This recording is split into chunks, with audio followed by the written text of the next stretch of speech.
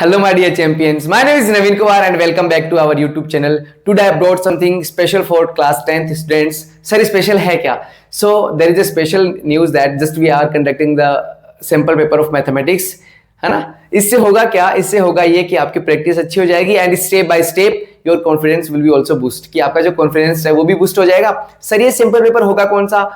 Sir standard है या फिर बेसिक है? ये दोनों का मिक्सअप है. मींस ये बेसिक वालों के लिए भी दी बेस्ट और स्टैंडर्ड वालों के लिए भी दी बेस्ट है ना? और आप देखते रहिए और अगर आपको कोई क्वेश्चन आता है तो आप उसका आंसर अपनी नोटबुक में सोल्व कीजिए. ठीक है, करें स्टार्ट. हाँ, so we are moving for the first question in which what we have given that let the ages of Anjali and Bina be A and B, कि आपके पास टू फ्रेंड्स हैं. सॉरी, आपके पास नहीं, मींस क्वेश्चन में two friends हैं. The question number 1, Anjali and Beena. Anjali and Beena जो है वो टू फ्रेंड्स हैं. इसकी जो एज है वो तो क्या है A, और इसकी जो एज है वो क्या है B. Next what we have given such that A equals to P cube Q4 Q raise to the power 4. तो यहां पर जो गिवन है वो A equals to P cube and Q raise to the power 4. Next what we have given B equals to P square Q cube. So B equals to P square Q cube. तो आपने बोला sir इतना दिखते ही पहला जो chapter है मुझे पता है सर HF और LCM का है, तो सर मैं डायरेक्ट HF और LCM ले लेता हूं. हाँ, मैंने बोला ले लो. तो HF ऑफ AB क्या आएगा यहां से? तो आपने बोला सर HF जो होता है उसमें अपन लोवेस्ट मींस सबसे लोवेस्ट पार्ट जो पावर है वो चूज करते हैं. सो सबसे लोवेस्ट पावर जो वो क्या है यहाँ पर P raise to the power 2 और P raise to the power 3. पहले ये देखो कि जिसकी भी आप लोवेस्ट जो पावर है वो चूज कर रहे हो वो क्या वो दोनों में कॉमन है, सेम है. तो आपने बोला सर इसमें भी P है और इसमें भी P है, मींस दोनों में कॉमन है. तो सबसे स्मॉलेस्ट पावर आपको चूज करनी है. तो सबसे स्मॉलेस्ट पावर 3 हो या 2, कौन सी है सबसे स्मॉलेस्ट? तो आपने बोला सर 2 सबसे स्मॉलेस्ट है, तो P की power 2. Same for the Q. पहले देखो Q क्या दोनों में आ रहा है? हाँ, Q दोनों में आ रहा है और आपको जो चूज करना है वो सबसे स्मॉलेस्ट पावर चूज करनी है. तो इन दोनों में सबसे स्मॉलेस्ट क्या हो गई? Q raise to the power 3. तो आपने ये खुद नहीं निकाला है, आपने एलसीएम क्या है इसका? एलसीएम में जो है अपन हाईएस्ट पावर चूज करते हैं. तो ये देखो कि एलसीएम में यहाँ पर P है, यहाँ पर P है, दोनों में P है. हाईएस्ट पावर कौन सी है, 3 या 2? तो आपने बोला सर P की पावर 3 हाईएस्ट है. Q है, दोनों में हाईएस्ट क्या है? Q की पावर 4 हाईएस्ट है. तो ये आपने इनका क्या निकाल लिया? एलसीएम और एचसीएफ निकाल लिया. Next P and Q are prime numbers, की जो आपके पास P और Q है वो कैसे नंबर है? प्राइम नंबर्स है.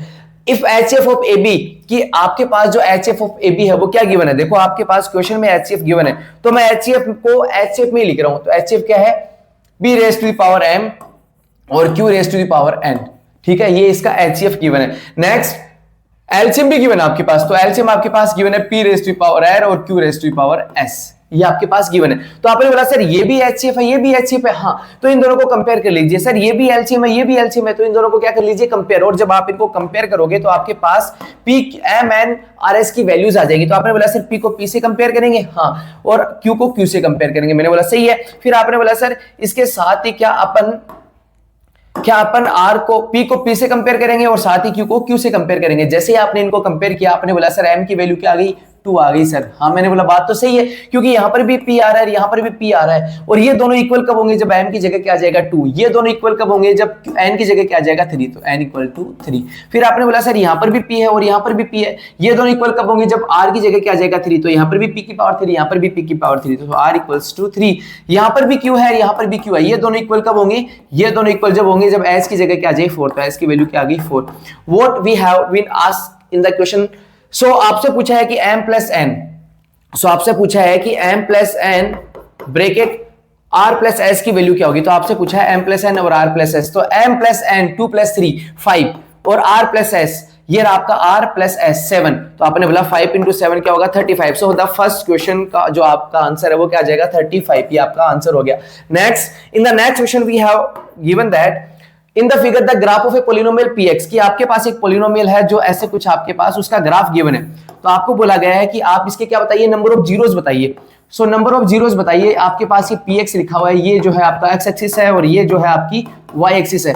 और जहां पर x एक्सिस और y एक्सिस एक दूसरे को इंटरसेक्ट करते हैं उसे बोलते हैं ओरिजिन, और ओरिजिन के जो कोऑर्डिनेट्स होते हैं वो 0,0. तो आपने बोला सर ग्राफ के जीरोस बताने हैं. जीरोस होते क्या है? तो ये देखिए कि आपके पास जो ग्राफ है वो px का है या py का. Sir p for polynomial.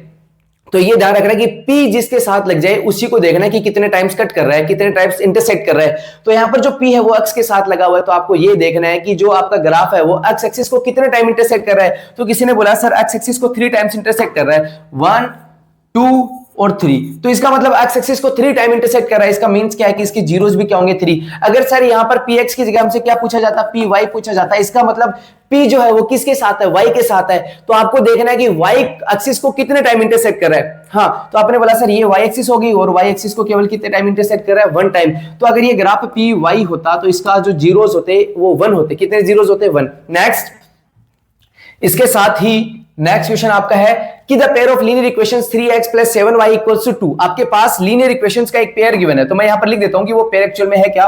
पहला जो है वो है 3x + 7y = 2, ये बात सही है। फिर आपने बोला sir next the pair is 2x + 5y = 7। 2x + 5y = 7/2। ये आपके पास लीनियर इक्वेशंस का पेयर गिवन है। तो आपसे पूछा रिप्रेजेंट 2 स्ट्रेट लाइंस की, ये स्ट्रेट लाइन को रिप्रेजेंट कर रहे हैं और आपको पता है स्ट्रेट लाइन को रिप्रेजेंट कर रहे हैं, इसका मींस आपको रेशियो निकालना पड़ेगा a1/a2, b1/b2 और c1/c2। और इसके बिहाफ पे आपके पास 3 स्ट्रेट लाइंस होती है। वो होती कौन कौन सी है, पहली जो होती है वो आपकी होती है इंटरसेक्टिंग लाइंस, दूसरी जो होती है पैरेलल लाइंस और तीसरी जो होती है वो कोइंसिडेंट।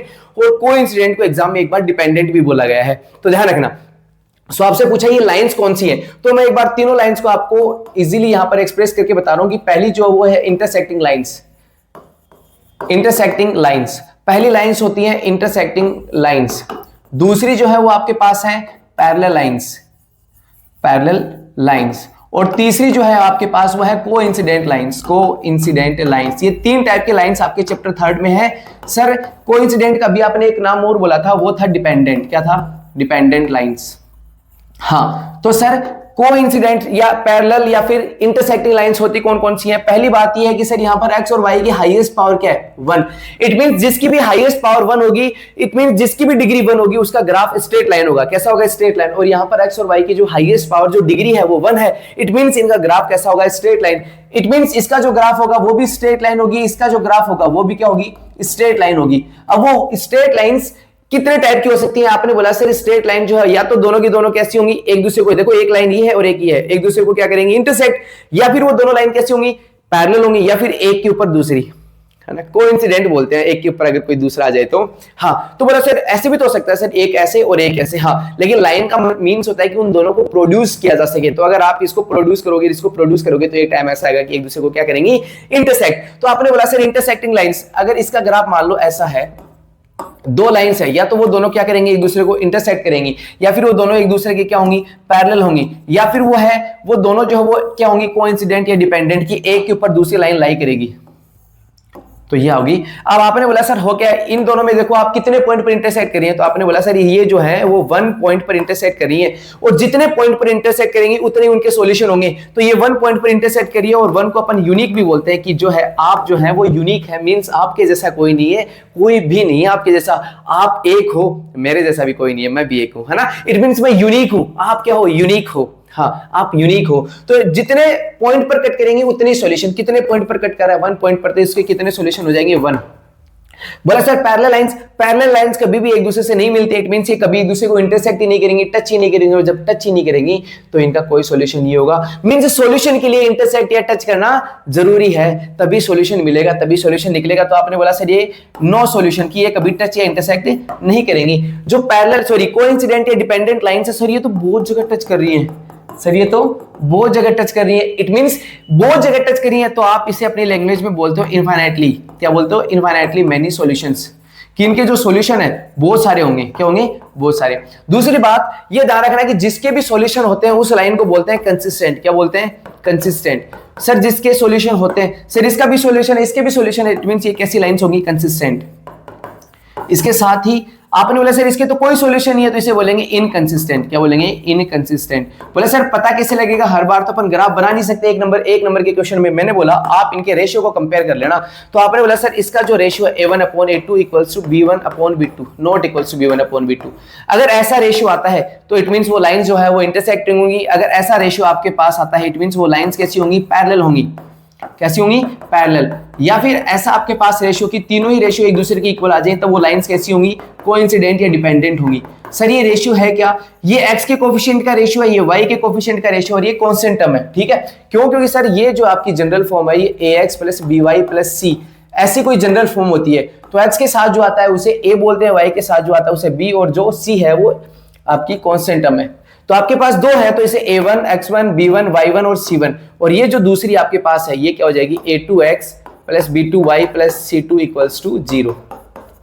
तो आप इनका क्या कंपेयर कर लीजिए, आप इनका रेशियो कंपेयर कर लीजिए। तो आपने बोला सर x का रेशियो ये रहा, तो x का जो रेशियो है वो आ गया 3/2, और जो y का रेशियो वो क्या आ गया 7/5। तो 7/5 और 3/2 एक दूसरे के इक्वल नहीं है। तो आपने बोला सर a1/a2 का जो रेशियो है वो b1/b2 के इक्वल नहीं है, और अगर a1/a2 का रेशियो b1/b2 के इक्वल नहीं है, इट मीन जो लाइंस है वो कैसी लाइंस होंगी, जो लाइंस है वो इंटरसेक्टिंग लाइंस होंगी, और अगर इंटरसेक्टिंग लाइंस होंगी तो आपके पास जो लाइंस है वो इंटरसेक्टिंग आ गई, और अगर इंटरसेक्टिंग है तो इनके कितने सॉल्यूशन होंगे, इनके 1 सॉल्यूशन होंगे। कितने सॉल्यूशन होंगे, 1 सॉल्यूशन। और इंटरसेक्टिंग लाइंस जो है जिनके सॉल्यूशन एग्जिस्ट करते हैं उन्हें क्या बोलते हैं, कंसिस्टेंट बोलते हैं। क्या बोलते हैं, कंसिस्टेंट। तो जो आपके पास लाइंस है वो इंटरसेक्टिंग है, उनका 1 सॉल्यूशन है और वो कंसिस्टेंट है। तो आपसे पूछा है कि which of the following is not true, कि कौन सा ट्रू नहीं है, तो आपको बताना है कौन सा ट्रू नहीं है।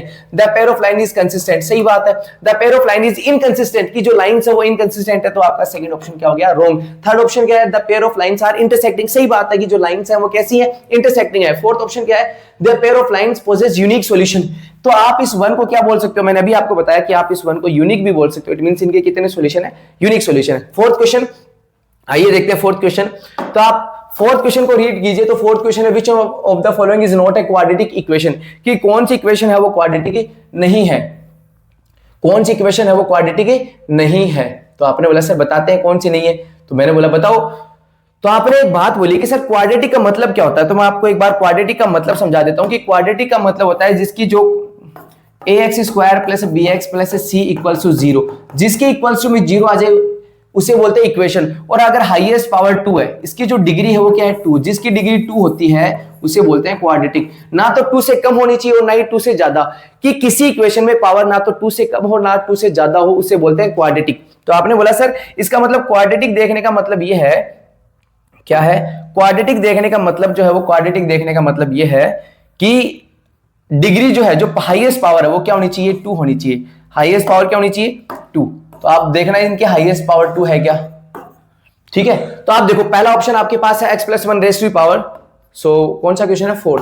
सो x plus 1 raise to power 2 equals to 4 x cube minus 3। तो आपने बोला सर यहां पर इसको सोल्व करके देखते हैं क्या इसकी हाईएस्ट पावर 2 है या 2 से कम या ज्यादा है। 2 हुई तब तक क्वाड्रेटिक है, और 2 से कम या ज्यादा हुई तब क्वाड्रेटिक नहीं है, ठीक है। सो x प्लस 1 का whole square, it means a plus b का होल स्क्वायर क्या होता है। तो आपने बोला सर a प्लस b का जो होल स्क्वायर होता है वो a square plus b square plus 2ab होता है। तो सही बात है, a का स्क्वायर तो x स्क्वायर प्लस 1 का स्क्वायर 1 प्लस 2x इक्वल्स 2, इसको एक बार इससे मल्टीप्लाई कीजिए 4x क्यूब माइनस 4 3 जा 12 प्लस इंटू माइनस माइनस। आप ये देखिए कि इनमें कुछ कैंसिल आउट हो रहेगा, नहीं हो रहा। आपने बोला सर एक 1 ऐड होगा तो ये प्लस का 1 उधर जाएगा, किसका हो जाएगा, माइनस का, तो माइनस के 13 हो जाएंगे। मींस वेरिएबल में कोई चेंज नहीं हो रहा, कि इसकी हाईएस्ट पावर जो है वो तो सेम रहेगी। तो आपने बोला सर इधर x की पावर 2 और इधर x की पावर 3 है, अगर आप इसको उधर लेके जाओगे तो प्लस का है वो किसका हो जाएगा, माइनस का, लेकिन ये दोनों सब्ट्रैक्ट नहीं होंगे। अगर लेके जाना चाहो तो लेके चले जाओ, प्लस का है उधर जाएगा किसका, माइनस का, तो इधर क्या बचेगा 0, और उधर पहले से 4x क्यूब है, और ये प्लस का x स्क्वायर इधर आ गया तो किसका हो गया, माइनस का, ठीक है। प्लस का 2x उधर आ गया, किसका हो गया, माइनस का, ठीक है। माइनस का 12 था और ये प्लस का 1 उधर जाएगा तो किसका, माइनस का, तो माइनस का 12 और माइनस का 1 कितने हो जाएंगे, माइनस का 13। तो आपने देखा कि यहाँ पर जो इसकी हाईएस्ट पावर है वो क्या आ रही है, हाईएस्ट पावर है वो 3 आ रही है। और आपको पता है कि अगर हाईएस्ट पावर 2 से कम या ज्यादा है तो अपन उसे क्वाड्रेटिक नहीं बोलते हैं। तो पहला ही आपका जो ऑप्शन है वो सही हो गया, कि पहला ही ऑप्शन है वो क्वाड्रेटिक नहीं है, आगे अपन जाएंगे नहीं। नेक्स्ट, तो आपने बोला सर नेक्स्ट है क्या, तो नेक्स्ट आपके पास है कि 2 APs have the same common difference. आपके पास जो है वो 2 एपीज हैं। तो आपने बोला सर मैं इतना सुनते ही सर पहले एक काम करूंगा कि मैं जो है कि वो 2 एपीज कंसीडर करूंगा। मैंने बोला कर लो, कोई दिक्कत नहीं है। तो आपने बोला सर कि मैंने 2 एपीज कंसीडर कर ली। क्या एपी आपने कंसीडर करी,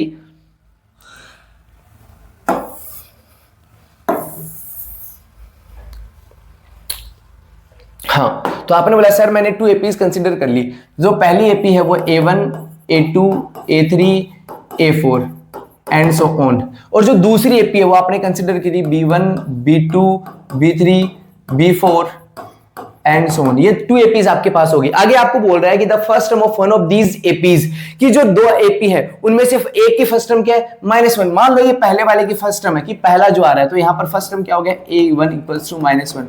next that of the other is -8, और दूसरी एपी की जो फर्स्ट टर्म है वो क्या है, -8 है। दूसरी एपी की फर्स्ट टर्म क्या है, -8, तो ये आपकी दूसरी एपी है, उसके फर्स्ट टर्म क्या होगी, -8। नेक्स्ट, अब आपको बोला then the difference between their fourth term, इनकी फोर्थ टर्म के बीच में क्या बताइए, डिफरेंस बताइए। तो आपने बोला सर ये फोर्थ टर्म इसकी हो गई, ये फोर्थ टर्म इसकी हो गई, दोनों की फोर्थ टर्म, ऊपर वाले की फोर्थ टर्म A4, नीचे वाले की फोर्थ टर्म B4। और इसने एक बात और बोली थी कि सेम कॉमन डिफरेंस, कि इनका जो कॉमन डिफरेंस है क्या है, सेम है। तो मान लेते हैं इन दोनों का ही कॉमन डिफरेंस क्या है, D।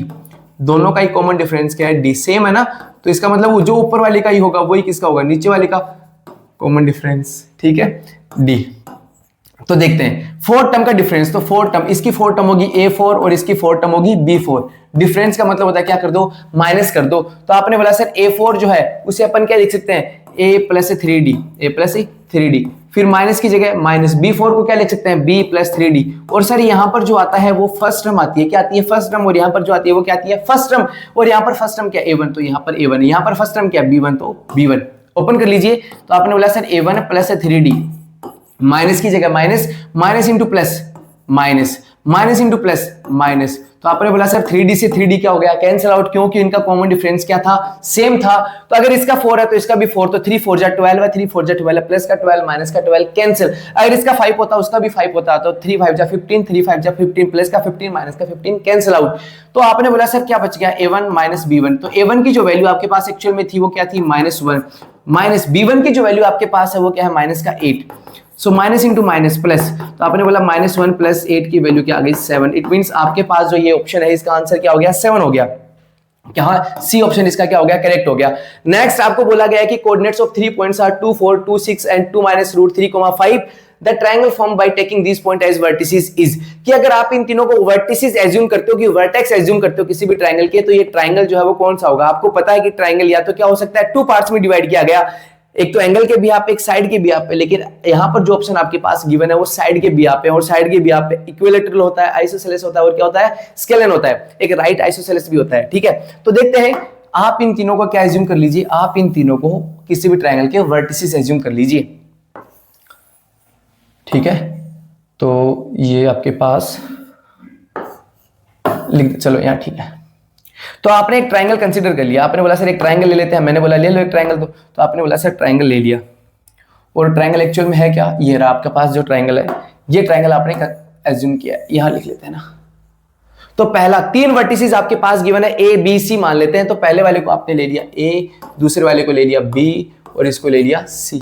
जो पहला जो वर्टिसेस है उसको आपने मान लिया क्या, 2,4 गिवन आपके पास 2,4, दूसरे को 2,6, और थर्ड को 2 -√3, 5, 2 -√3, 5।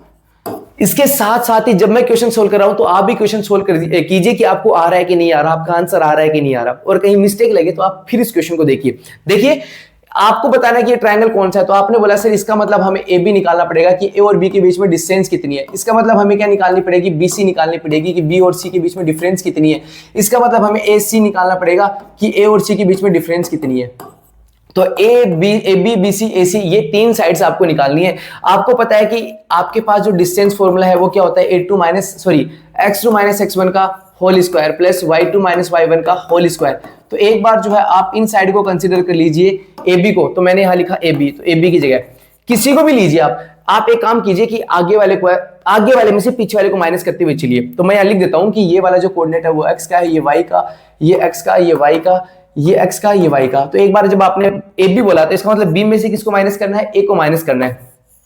तो आपने बोला कि सर कोऑर्डिनेट्स तो अलग अलग है, तो मैं यहां इन तीनों के लिए x1 y1 x2 y2 और x3 y3 यूज कर देता हूं। तो आप b में से a को माइनस करना है, पहले x वाले माइनस कीजिए। तो x का क्या है 2 और x का क्या है 2, तो 2 - 2 का होल स्क्वायर प्लस, फिर आपने बोला सर y वाले माइनस कीजिए, तो y का क्या है 6 और y का क्या है 4, तो 6 - 4 का होल स्क्वायर। तो आपने बोला सर 2 - 2 का होल स्क्वायर 0 और 6 - 4 का स्क्वायर 2 का स्क्वायर क्या होता है 4, और 4 का स्क्वायर रूट क्या आ जाएगा, एक्चुअल में 2 यूनिट्स आ जाएगा। तो पहला ऑप्शन जो है आपके पास ए बी आ गया 2 यूनिट्स, ठीक है। नेक्स्ट निकालिए बीसी। बीसी क्या होगा, सेम, पहले x का माइनस कीजिए फिर y का। तो आपने बोला सर ये रहा x का, तो x का क्या है 2 - √3, तो 2 - √3 x आगे वाले में से पीछे वाले को माइनस कीजिए। तो x में से x माइनस करो, -2 का होल स्क्वायर प्लस y क्या है 5 - 6 का होल स्क्वायर। तो आपने बोला सर 2 से 2 क्या हो गया कैंसिल, और -√3 का स्क्वायर क्या होगा 3 प्लस 5 माइनस 6 -1 और -1 का होल स्क्वायर +1, तो आपने बोला सर प्लस का √4 और यहाँ पर क्या आ गया 2 यूनिट्स। इसका मतलब जो आपके पास BC है वो भी क्या आ गया 2 यूनिट्स आ गया। तो आपने बोला सर ये AB निकाल ली और क्या निकाल ली BC निकाल ली। अब क्या निकालना है आपको, अब आपको जो निकालना है वो निकालना है AC। तो मैं यहाँ आपके पास स्पेस तो कम है तो मैं इसी को थोड़ा सा स्पेस बढ़ाने के लिए यूज कर रहा हूं।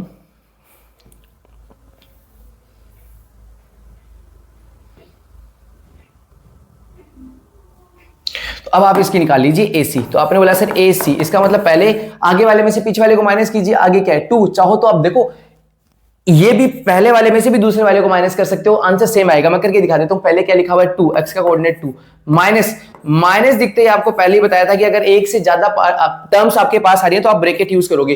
तो ये हो गया। अब इसमें से ये माइनस कर दीजिए 2 माइनस √3 और इसका होल स्क्वायर प्लस ये तो x का हो गया, x में से x को माइनस कर दीजिए, y में y को माइनस कर दीजिए 4 माइनस 5 का होल स्क्वायर।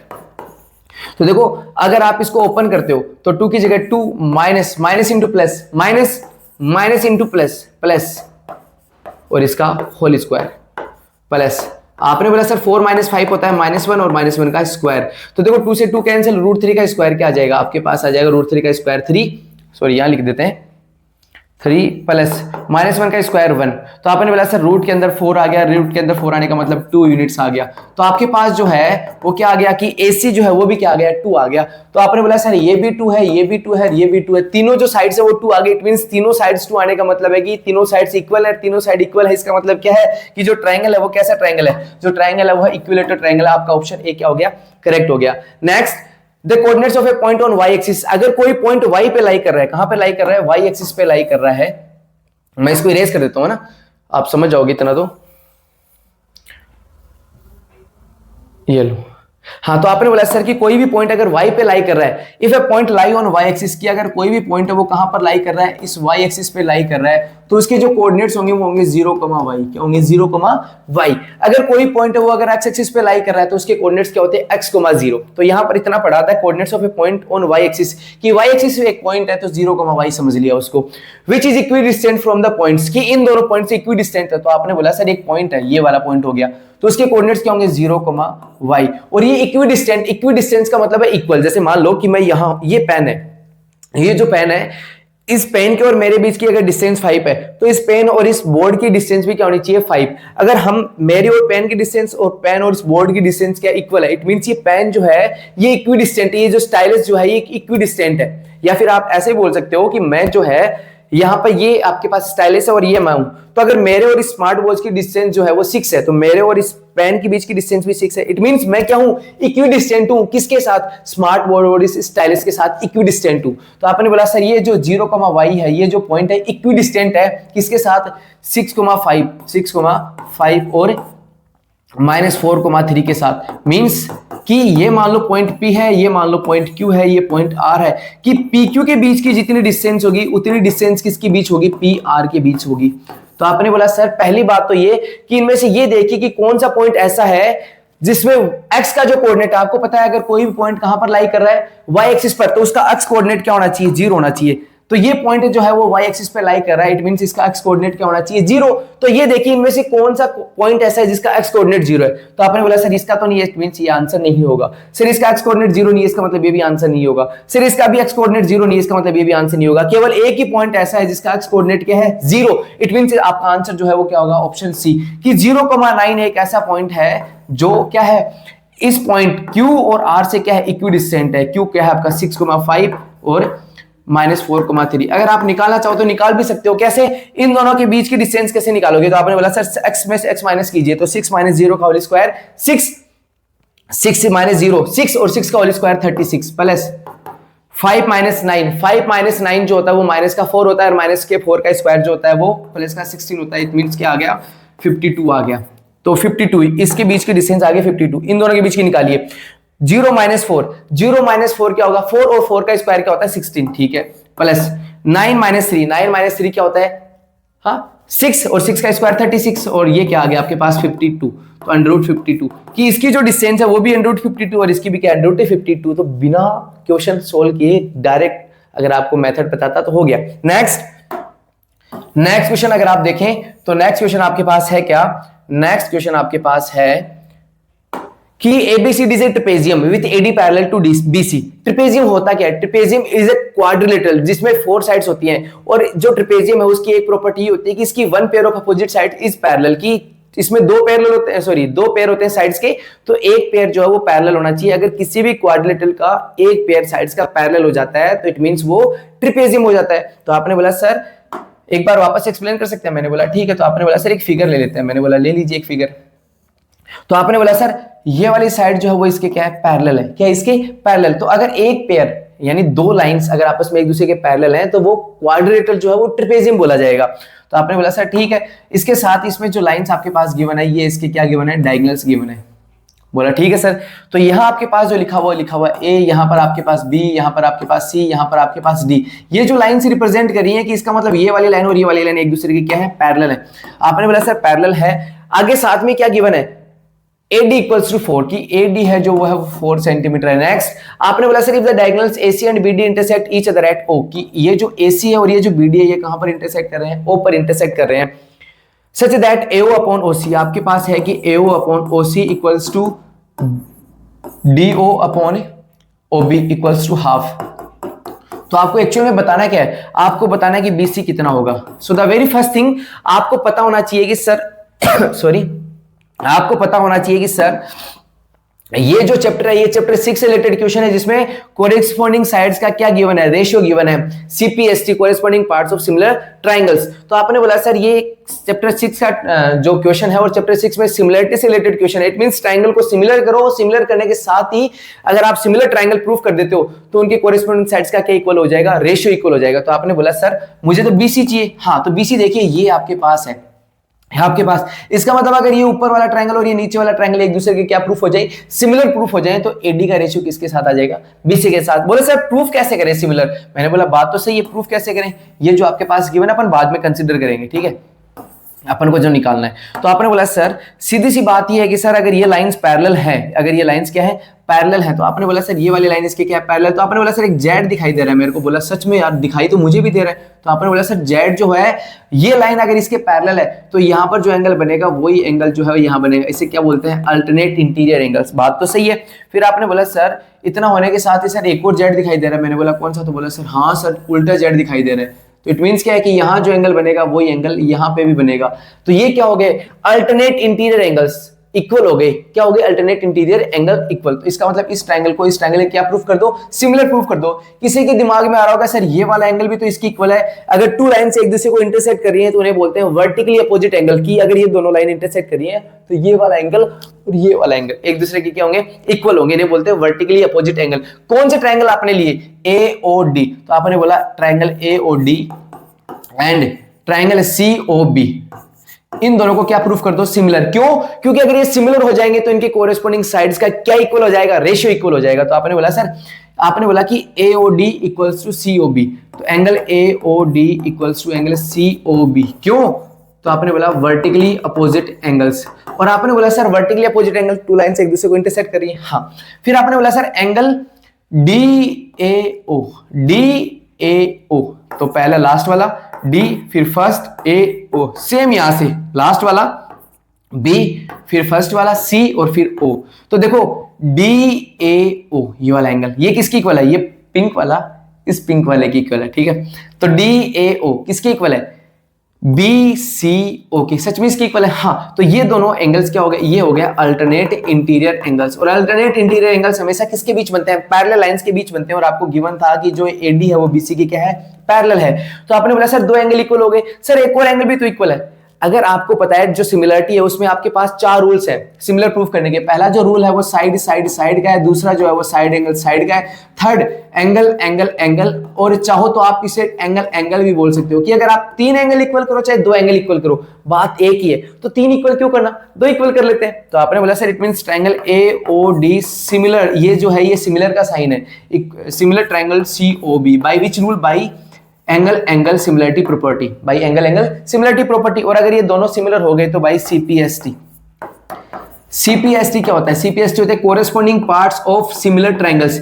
कि अगर दो ट्रायंगल सिमिलर तो उनके कोरेस्पॉन्डिंग जो पार्ट्स है उनका रेशियो इक्वल होगा। तो यहां पर AO का रेशियो किसके साथ? CO के साथ। तो आपने बोला सर AO का रेशियो CO के साथ इक्वल्स टू, फिर ओडी का रेशियो ओबी के साथ, ओडी का रेशियो ओबी के साथ इक्वल्स टू, फिर आपने बोला सर फर्स्ट सेकंड हो गया, सेकंड थर्ड हो गया, फर्स्ट थर्ड ले लीजिए, तो एडी का रेशियो सीबी के साथ, तो एडी का रेशियो सीबी बोल दो चाहे बीसी बोल दीजिए आप, बात तो ठीक है। अब आपके पास गिवन क्या था वो देखिए, एओ अपॉन ओसी आपके पास गिवन था, तो एओ अपॉन ओसी आपके पास गिवन है कितना है 1/2, तो आप इसकी जगह 1/2 कंसिडर कीजिए। तो देखो आपने बोला सर इसको छोड़ देते हैं एक बार के लिए ना, एओ अपॉन ओसी की जगह 1/2 इक्वल्स टू एडी की जगह, एडी आपके पास ऑलरेडी गिवन था 4 और अपॉन बीसी, बीसी है जो हमें फाइंड आउट करना है, तो आपने बोला सर बीसी जो है वो हमें क्या करना है फाइंड आउट करना है ना, तो आपने बोला क्रॉस मल्टीप्लाई कीजिए, बीसी बन जा बीसी और 2 4 जा 8, तो इट मींस आपके पास जो बीसी है वो क्या आ गया 8 सेंटीमीटर आ गया, क्या आ गया 8 सेंटीमीटर। कोई ऑप्शन आपको दिखाई दे रहा है, सॉरी ऑप्शन अगले वाले पेज पे है, तो आप देखिए 8 सेंटीमीटर, हाँ सर सी ऑप्शन जो है वो 8 सेंटीमीटर, इट मींस इसका जो आंसर है वो क्या हो जाएगा 8 centimetre. Come to the next question in which what we have given, we have given a tangent marked XAY is drawn to a circle with a diameter AB, कि इसका जो डायमीटर है वो है AB, तो ठीक है चलते हैं। आपने बोला सर ये फिगर हमें बना के बता दीजिए, तो मैंने बोला ठीक है, तो ये जो फिगर अपन कंसिडर करते हैं, मान लो ये सर्कल हो गया आपके पास, और इस सर्कल में क्या आपके पास, इस सर्कल में आपके पास गिवन है कि इसमें जो है AB डायमीटर है, AB क्या है डायमीटर, तो मैं इस डायमीटर को ड्रॉ कर लेता हूं, किसी डिफरेंट पेन से ड्रॉ करते हैं है ना, शेप्स लाइंस, तो ये इसका क्या दे रखा है डायमीटर आपको दे रखा है, ठीक है डायमीटर हो गया। Next what we have given X Y जो है आपको बोला गया है कि diameter A B of radius 5 centimetre, इसकी जो रेडियस है वो 5 है, द लेंथ ऑफ द कोड C D parallel to X Y, कि जो सी डी है ये किसके पैरेलल है एक्स वाई के पैरेलल है, at a distance 8 centimetre from A is, तो आपको बतानी है the length of the C D, की सी डी की लेंथ एक्चुअल में क्या होगी सर, वो हमें इस क्वेश्चन में मेंशन करना है। तो आप इस क्वेश्चन में पहले इस फिगर को देखिए, और इस फिगर में आपको पता है कि कुछ पैरेलल लाइंस के बारे में बात हो रही थी, सॉरी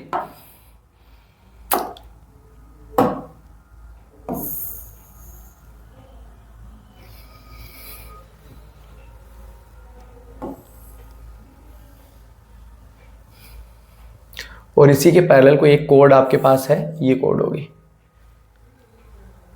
ठीक है। इट मींस ये दोनों क्या है पैरेलल एक्चुअल में, और ये पैरेलल आपके पास गिवन है, ये हमने एज्यूम नहीं किया है, यहां पर जो है आपके पास लिखा हुआ है कि ये जो है एक्स वाई है, और जहां पर ये सर्कल को टच कर रही है वो पॉइंट ए है। नेक्स्ट ये बोला गया है कि ये पॉइंट सी है, ये पॉइंट डी है, फिर आपको बोला गया ये वाला जो पॉइंट है वो ई है, फिर बोला गया है कि ये जो है ये सर्कल का सेंटर है ओ, और ये जो है ये इसकी रेडियस है वो है 5 सेंटीमीटर। नेक्स्ट अब आपको क्या बोला गया था, एक बात और बोली गई थी कि and at a distance 8 centimetre from the A, कि जो यहां से यहां तक की जो डिस्टेंस है वो कितनी है 8 है, तो किसी ने बोला सर यहां से यहां तक 8 है, यहां से यहां तक क्या है सर 5, तो इसका मतलब नीचे वाली कितनी होगी 3 होगी, तो एक बात पता लगी कि ये वाली जो डिस्टेंस है वो क्या होगी 3 सेंटीमीटर।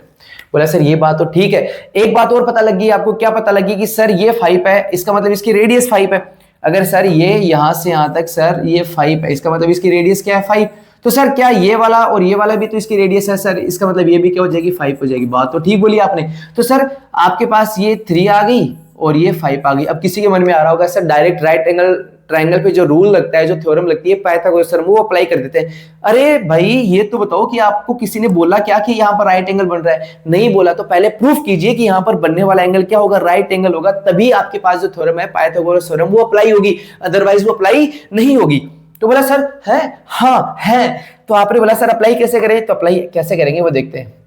तो आपने बोला सर अप्लाई ऐसे करेंगे कि आपको पता है कि ये सर्कल है कि सेंटर है और ये इसकी क्या है रेडियस और ये इसकी क्या है टेंजेंट, तो रेडियस और टेंजेंट के बीच कितने डिग्री का एंगल बनता है, तो आपको पता है रेडियस और टेंजेंट के बीच कितने डिग्री का एंगल बनता है 90। आपने बोला सर ये वाली जो लाइन है इसके पैरेलल सर सीडी है, हाँ, तो अगर ये वाली लाइन और ये वाली लाइन पैरेलल है तो अगर ये यहाँ पर राइट एंगल बना रहा है तो यहाँ पर भी क्या बनाएगा राइट एंगल ही बनाएगा। क्यों? क्योंकि अगर 2 पैरेलल लाइंस हैं और उनको कोई थर्ड लाइन जो ट्रांसवर्सल है वो इंटरसेक्ट करिए तो यहाँ पर बनने वाला एंगल और यहाँ पर बनने वाला एंगल, इन दोनों का सम क्या होता है, इन दोनों का सम होता है 180। क्यों सर? क्योंकि इन्हें बोलते हैं को इंटीरियर एंगल्स। क्या बोलते हैं? को इंटीरियर एंगल्स। और ये इन दोनों का सम क्या होना चाहिए 180। तो अगर यहाँ पर 90 आ रहा है यहाँ पर 90 नहीं आएगा तो इन दोनों का सम 180 पॉसिबल नहीं है।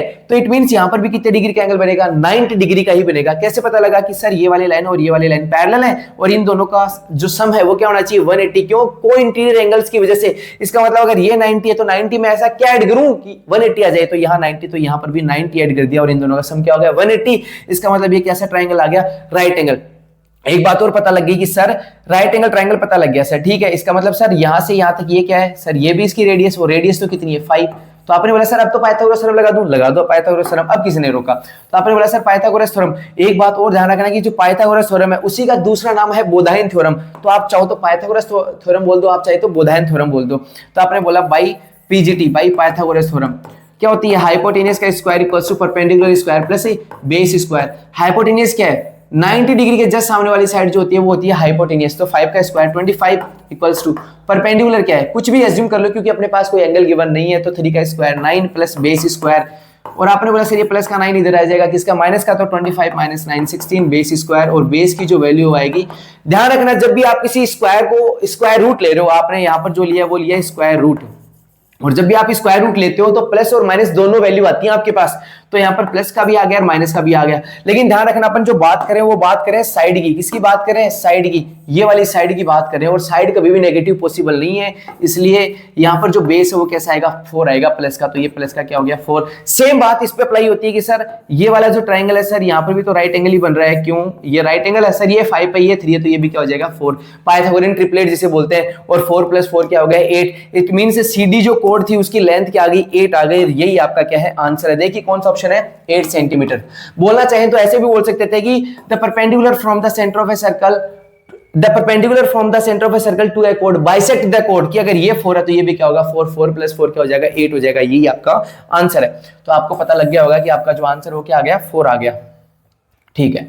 नेक्स्ट आपका जो क्वेश्चन है वो क्वेश्चन है आपका the minute hand of a clock is 84 centimetre long, कि आपके पास एक क्या है घड़ी है, एक क्लॉक है, और उसका जो मिनट हैंड है वो क्या है 84 सेंटीमीटर लॉन्ग है। तो मैं यहां ड्रॉ कर देता हूं, ये कलर इसका ब्लैक हो गया। हाँ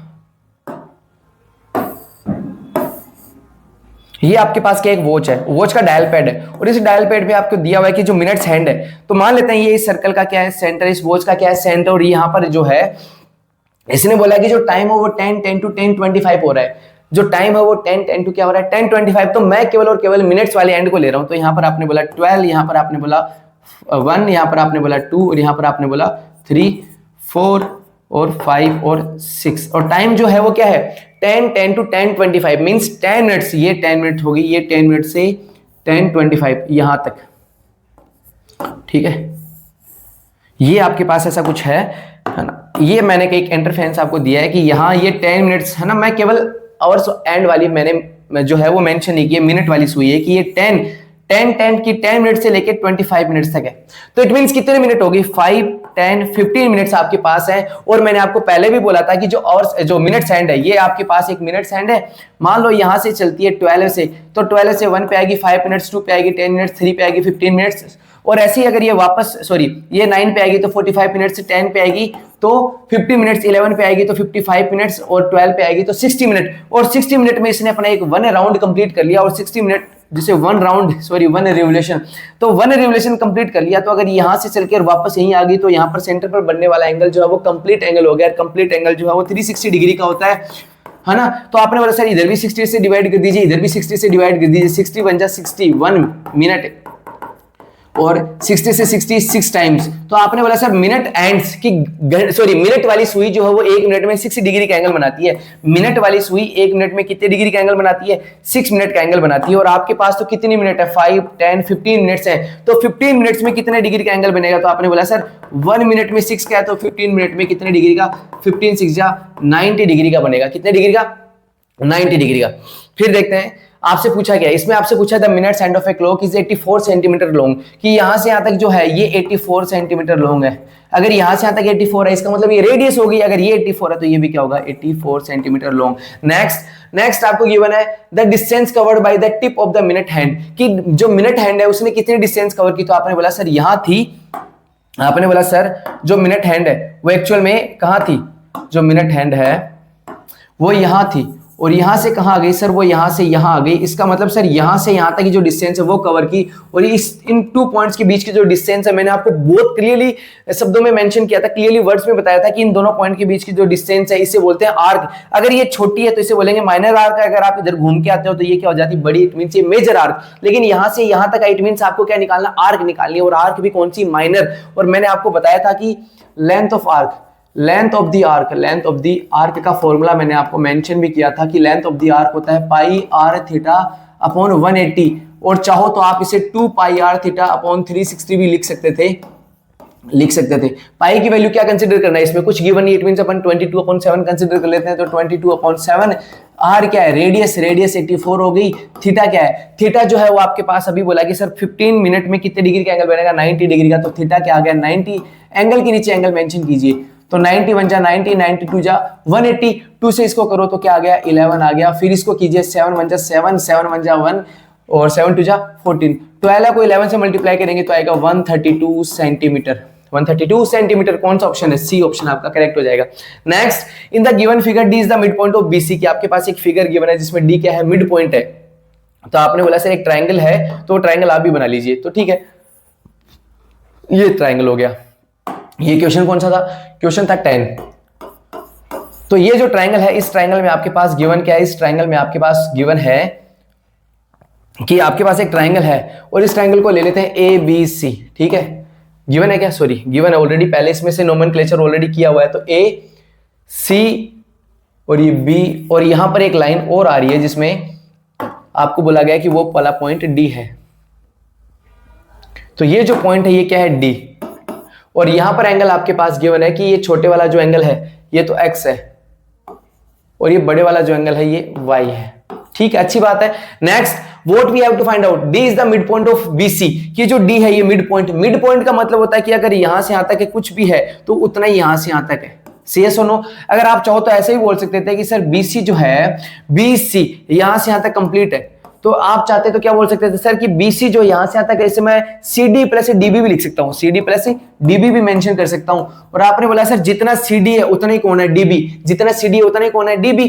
तो एक बात पता लग गई कि सर CD क्या है, DB के इक्वल है, CD क्या है, DB के इक्वल है कि नहीं है। तो आपने बोला सर DB की जगह भी क्या मेंशन कर सकते हैं, CD। हाँ, तो BC equals to CD plus CD, और CD प्लस CD क्या हो गया, 2BC इक्वल्स टू हो गया 2CD। चाहो तो आप इसे 2BD भी बोल सकते थे, ठीक है, इतना आपने समझ लिया। नेक्स्ट, अब आपसे बोला है then the value of cot y upon cot x। तो आपसे पूछा है कि कोट y डिग्री और अपॉन कोट x डिग्री की वैल्यू क्या होगी। आपको फॉर्मूला मैंने बताया भी था, साइन स्क्वायर क्लासेस पर मैंने नाम लिया था कि पापा बोल पापा, पापा बोल पापा, हंसते हंसते बोल।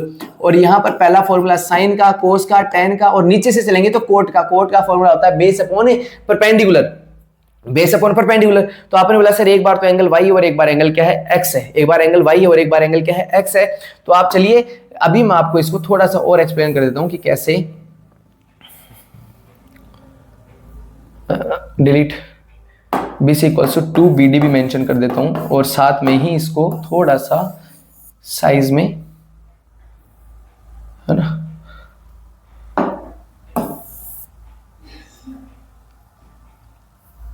आप यहां जाओ, ठीक है। हाँ, तो आपको बोला कि BC इक्वल्स टू 2BD। बात ये नहीं है, बात ये है कि सर हमारे पास एक बार एंगल y और एक बार एंगल x है, तो मैं दो ट्राइंगल कंसीडर कर लेता हूं, एक बार छोटे वाला ये B और एक ये वाला। तो एक बार तो मैं ले रहा हूं x वाला एंगल और एक बार मैं ले रहा हूं y वाला एंगल। तो एक बार इट मींस मैंने ट्राइंगल कंसीडर किया ACD, तो ये तो हो गया ट्राइंगल ACD। दूसरी बार मैंने जो ट्राइंगल वो कंसीडर किया ACB, ये थोड़ा बड़ा दिखा देते हैं ना ताकि आपको भी समझ में आ जाए, और इस ट्राइंगल को थोड़ा सा बड़ा, AC और ये B।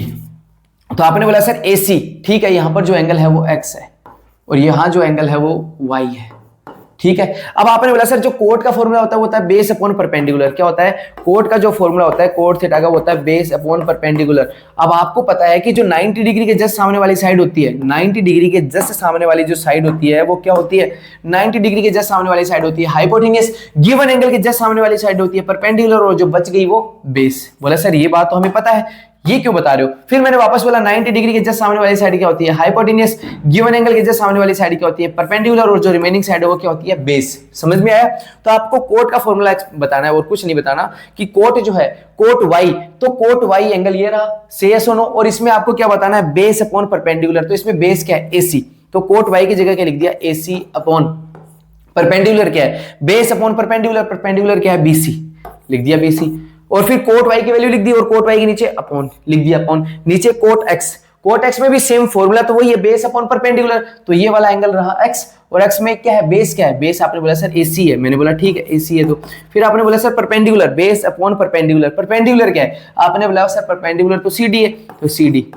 अब बात यह है कि देखो सबसे ऊपर वाला किससे मल्टीप्लाई होगा? सबसे नीचे वाले से। और बीच वाले से मल्टीप्लाई होगा। सबसे ऊपर वाला सबसे नीचे वाले से, और बीच वाले से मल्टीप्लाई होगा। तो आपने बोला सर एसी किससे मल्टीप्लाई होगा? सीडी से। सो एसी मल्टीप्लाई सीडी, है ना। फिर बोला बीच वाला किससे? बीच वाले से अपॉन, तो बीसी इंटू एसी। तो एसी से एसी क्या हो गया? कट। अब आपने बोला सर नीचे तो बीसी आ रहा है, तो जो सीडी है उसकी वैल्यू आप देखो कि जो बीसी है उसकी जगह आप चाहो तो 2CD भी मेंशन कर सकते हो, चाहो तो 2BD भी मेंशन कर सकते हो। लेकिन मैं इस बीसी की जगह क्या मेंशन करूंगा? 2CD। क्यों? क्योंकि ऊपर सीडी है, तो सीडी की जगह सीडी और नीचे बीसी की जगह 2CD। तो CD से CD कैंसिल वन टाइम, तो आंसर क्या आ गया? 1/2। इसका मतलब जो आपके पास था cot y degree upon cot x degree, उसकी जो वैल्यू है वो क्या आ गई? 1/2। और ये इसका आंसर है। ऑप्शन कौन सा है वो आप देखिए, तो इसका ऑप्शन है 1/2 बी ऑप्शन। तो इसका बी ऑप्शन क्या हो गया? करेक्ट हो गया। नेक्स्ट आइए, नेक्स्ट देखते हैं क्वेश्चन नंबर 12। तो आपके पास जो क्वेश्चन नंबर 12 है उसमें गिवन क्या, आप ये देखिए। तो आपके पास गिवन है 3 tan a = 4। आपके पास 3 tan a = 4 गिवन है, तो मैं यहां लिख देता हूं 3 tan a = 4। ठीक है, अच्छी बात है, गिवन है। तो मैं एक बात मुझे ये बताओ, ये जो 3 है इस tan के साथ किसमें? मल्टीप्लाई में इधर जाएगा, डिवाइड में। तो आपके दिमाग में बात आएगी सर tan a की वैल्यू जो है वो 4/3 है। बात तो सही है। नेक्स्ट आपने दिमाग क्या लगाया? आपने बोला सर मुझे वैल्यू जो निकालनी है वो किसकी निकालनी है? वैल्यू जो निकालनी है वो निकालनी है 3 sin a की। 3 sin a plus 2 cos a upon, next इसके नीचे क्या है? 3 sin a minus 2 cos a। अब आपने दिमाग लगाया सर मुझे एक बात पता है। मैंने बोला बात क्या है? तो आपने बोला सर इसकी वैल्यू बताने से पहले मुझे एक बात पता है क्या, कि tan का फॉर्मूला होता है सर sin अपॉन cos। क्या होता है? sin a upon cos a। कि अगर मैं sin के नीचे cos लिख दूं तो वो क्या हो जाएगा? tan हो जाएगा। तो आपने बोला सर sin के नीचे cos लिख दूं तो tan हो जाएगा। हाँ, तो sin के नीचे cos tan। सर अगर इसके नीचे cos लिखा तो सर इसके नीचे भी cos लिखना पड़ेगा, तो cos upon cos cancel out, sin upon. तो आपने बोला सर डिवाइड क्या? n फॉर न्यूमरेटर, तो divide numerator and d for denominator. तो ये न्यूमरेटर हो गया और ये क्या हो गया? डिनोमिनेटर। तो divide numerator and denominator by cos a। क्यों? इसलिए डिवाइड कर रहा हूं कि sin अपॉन cos हो जाए। sin अपॉन cos क्या होता है? tan। तो आपने बोला सर 3 की जगह 3 sin a upon cos a। बात तो ठीक है। प्लस 2 cos की जगह, cos तो ऊपर डिवाइड कर रहे हो, कर दिया, ये ऊपर डिवाइड कर दिया, नीचे भी डिवाइड करो। 3 की जगह 3 sin को किससे डिवाइड करो? cos से, कर दिया। क्या आ रहा है? माइनस का साइन, तो माइनस की जगह -2, cos को भी किससे डिवाइड करो? cos से। तो ऊपर नीचे आपने डिवाइड कर दिया। तो cos को cos से डिवाइड किया 1, cos को cos से डिवाइड किया 1। तो sin अपॉन cos क्या होता है? tan। तो आपने बोला सर, क्या बोला आपने? आपने बोला सर क्या? सर 3 की जगह 3 और 3 sin अपॉन cos क्या हो गया? tan। तो 3 tan plus 2 upon 3 sin upon cos क्या हो गया? tan। तो 3 tan a माइनस 2। tan की वैल्यू तो आपको पता ही है क्या? तो 3 इंटू tan a की वैल्यू जो है वो 4/3 प्लस 2 अपॉन 3 की जो 3 और tan की वैल्यू 4/3 माइनस 2। 3 से 3 कैंसिल, 4 प्लस 2 6। 3 से 3 कैंसिल, 4 माइनस 2 2, और 6 को 2 से डिवाइड किया, आंसर क्या आ गया? 3 सेंटीमीटर, या फिर 3 सॉरी यूनिट, इसकी रेशियो है तो इसका कोई यूनिट नहीं होगी। तो 3 आप ऑप्शन में देखिए, 3 आपका डी ऑप्शन जो है वो करेक्ट हो जाएगा। नेक्स्ट देखिए, इफ ये बोल रहा है if sin theta plus cos theta equals to √2, तो आपके पास गिवन है क्या कि sin theta plus cos theta जो है उसकी वैल्यू क्या दे रखी है? आपके पास 2 दे रखी है √2। तो आपको जो वैल्यू बतानी है वो किसकी बतानी है? tan theta plus cos theta की वैल्यू आपको बतानी है। So the very first thing मैं आपको एक बात बता देता हूं कि sin theta plus cos theta की वैल्यू कभी भी √2 दे रखी हो तो समझ जाना कि इसकी जो वैल्यू है वो भी 1/√2 है और इसकी जो वैल्यू है वो भी 1/√2 है। है ना। और ये 1/√2 साइन पर कितने डिग्री की वैल्यू होती है, तो आपने बोला सर साइन 45 की, इसका मतलब एंगल जो है वो 45 है। इसका मतलब यहाँ पर भी एंगल क्या है, कोस में 1/√2 किसकी वैल्यू होती है 45 की, इसका मतलब यहाँ पर भी एंगल क्या है 45 है। यस और नो, तो थीटा की वैल्यू क्या होगी 45, तो tan 45 की वैल्यू होती है 1 प्लस कोट 45 की वैल्यू भी होती है 1, और 1 + 1 क्या होता है 2।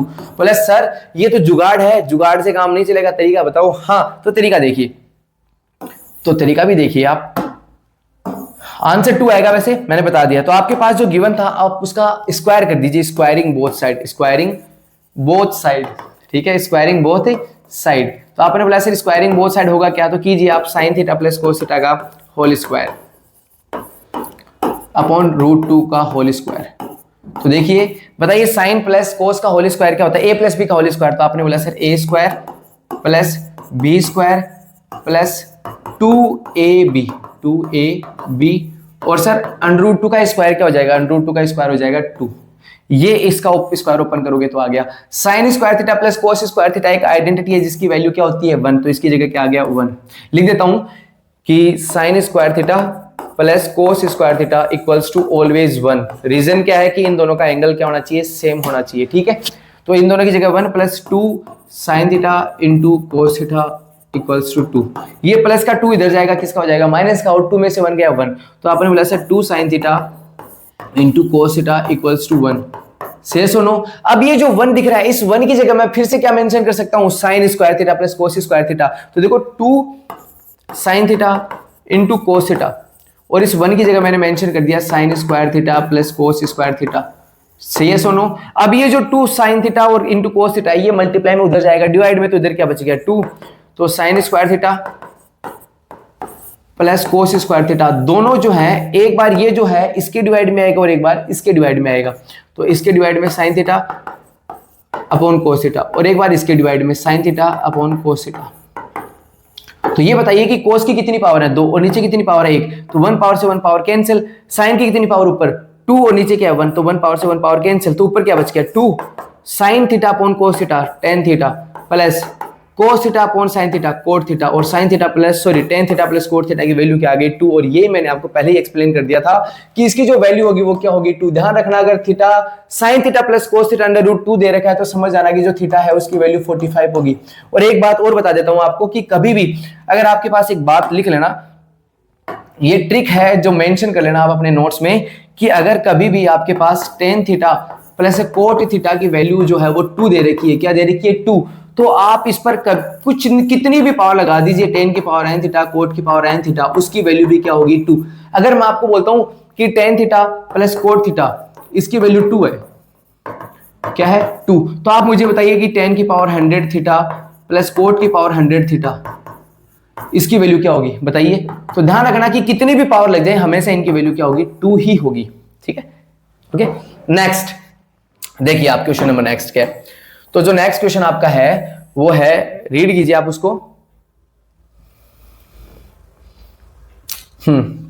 बोलिए नेक्स्ट क्वेश्चन आपका जो है वो क्या है, छोड़िए इसे। नेक्स्ट क्वेश्चन आपके पास है कि which of the following statement is not true, कि कौन सा ट्रू नहीं है। All congruent figures are similar, कि जितने भी कॉन्ग्रुएंट फिगर्स हैं वो क्या है सिमिलर। एक बात ध्यान रखना कि जो कॉन्ग्रुएंट फिगर्स होती हैं, जो कॉन्ग्रुएंट फिगर्स आपके पास होती हैं, कॉन्ग्रुएंट फिगर्स में क्या होता है कि जो शेप और साइज दोनों जो है वो क्या होती हैं सेम होती हैं, क्या होती हैं सेम होती हैं। और दूसरी बात सिमिलर फिगर्स जो होती हैं,